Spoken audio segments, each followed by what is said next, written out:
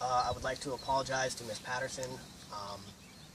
I know that I needed 4 people, but it's a very small tribe here, so it's just myself, my little brother, and my mother. So my little brother is recording currently. My mother is front and center. Regardless of that, though, let us get into this. Now, in this progressive day and age, we as a people grow more and more conscious of the origins of our food and our products. Yet, with some of the inhumane practices of farming livestock, being the apple of our eye as a nation currently, it's easy for certain industries to get away with less flashy indignations. In particular, I am speaking about the palm oil industry and how they've grown proficient in the illegal destruction of our rainforests, as well as the displacing of the local wildlife there and the eviction of the indigenous people that call that place home. Now, me, personally, I've been absolutely intrigued with anything involving nature since I could walk. I even took it upon myself in high school to do 2 years of vocational schooling for environmental sciences, where my interest and passion for nature has only grown. Now, as an adult, I strive to stay conscious and updated on the events of our environment. So when a friend of mine sent me an article about the palm oil industry, it piqued my interest. I took it upon myself from there to do the research, to figure out what I can do to help stop this or mitigate this. I know it can be hard to care about something when it seems so far away, but I implore each and every one of you to take the time to hear me out, to listen to what I say, and I'll try my very best to shed some light on the issues of the palm oil industry and what we can do as a people to stop it. Now, to create palm oil, you need to have farms. These farms need to be in tropical locations, by the way. Now, to create farms, you need to level that land. But this land has already been claimed by the rainforest.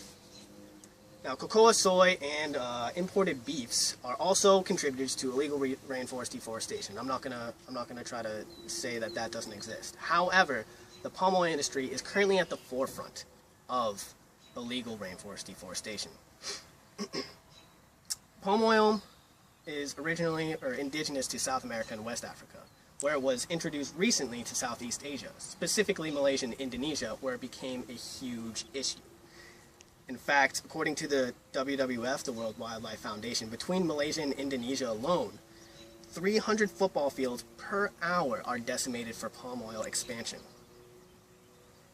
In fact, Malaysia, not but 10 years ago in 2008, found themselves in the Guinness World Book of Records as the fastest forest destroyer. A prestigious title, I'm sure. And along with the removal of trees and encroaching unregulated farming practices, the endangered species of these areas are often killed in the process, either by the farm owners themselves for protection of their crops or by the methods they use for deforestation, specifically man-made wildfires, where a lot of these animals are unable to escape and end up burning to death. Now, keep in mind what we're talking about is a string of small islands. Malaysia and Indonesia are a string of small islands. So real estate is already severely limited. That being said, this makes the deforestation and what they're doing there extremely visible and palpable. On the islands of Sumatra and Borneo, located in Malaysia and Indonesia, as of 2018, again according to the World Wildlife Foundation through various outlets, have found that the Bornean orangutan and Sumatran orangutan combined barely scrape 80,000 in number. The Sumatran elephant, fewer than 3,000. The Bornean pygmy elephant, less than 1,500. And the most severely affected and now nearly extinct is the Sumatran tiger, with less than 400 alive currently. Now, not only are the homes of these animals taken for industrial purposes, but also the homes of the indigenous people. With their government focused primarily on the economic potential of their #1 growing industry, the people of this land are often forced from their homes, with little to no compensation for the development of their land. Along with this, the palm oil industry is linked to multiple child labor issues, as well as poor and unregulated work conditions, due to poor regularization of their workforce to no regularization of their workforce. This in turn creates a cycle of displacing local peoples who are in turn forced to work. Not literally forced, but forced because they need to provide for their families. And the palm oil industry is essentially the only jobs that they can get.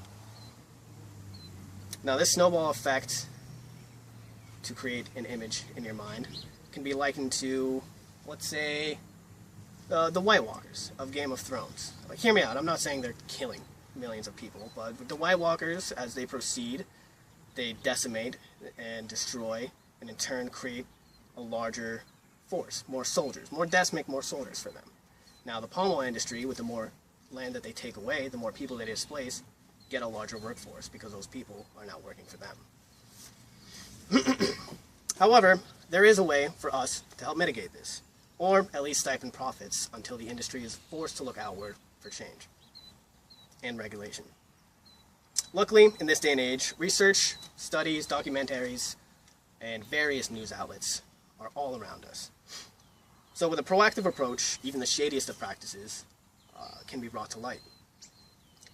Now, this industry and industries like them are fueled by demand. And at this point, palm oil is used in a large list of products, ranging from the obvious of cooking oils to chapsticks and soaps. So what we as a people must do if we wish to see change from this industry is we need to stop using their products. Well, you just said palm oil is in almost everything. How am I going to know if it's in the products that I have? Well, luckily for us, if whatever you've bought for some reason doesn't have a list of ingredients in it, you can always look for the Rainforest Certified Alliance logo, deeming that it was not procured by any illegal rainforest deforestation. Now, the Rainforest Alliance logo, you may have seen it before. It is a green tree frog with a green circle around it stating Rainforest Certified Alliance. This means that not only did it not contribute to the rainforest destruction in Malaysia and Indonesia, but this applies worldwide. Now, with forward thinking and progressive use, I believe one day that our rainforests will return roughly to their original size and status. Our precious wildlife will no longer be threatened, and the indigenous people of those areas will have unions, OSHA-regulated work conditions, along with the abolishment of child labor there, and once again become a home for those people. But if we continue to turn a blind eye to that which is inconvenient, we'll find ourselves facing down the gun of mass extinction of those already endangered species. And stagnant, inexcusably poor work conditions, not only for the adults that have to work there, but for the children that are forced to provide for their families. So join me in doing basically the least amount of work you could do for a cause, and abstain. Check your products. Make sure that they're not contributing to rainforest destruction. Don't use anything with palm oil in it. So in summation, we've learned of the swaths of forests that are annihilated and the millions of peoples and animals uprooted from their homes.